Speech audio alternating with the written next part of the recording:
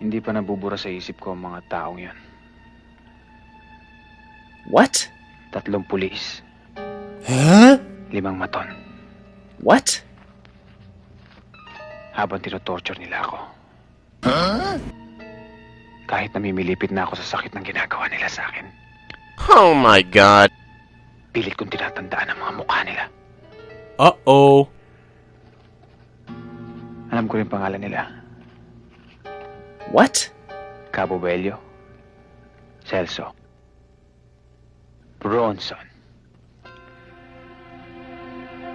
Alam ko kakuntsaba nila sila, Roger Taba.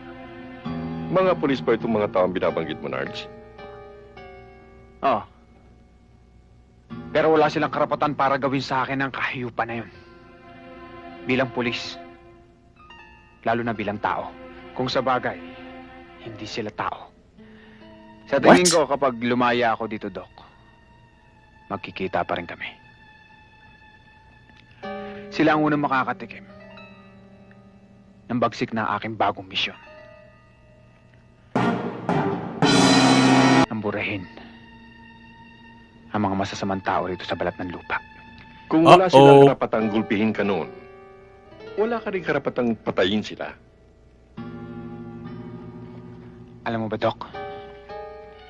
Umaapaw na sa masasamang tao ang mundo.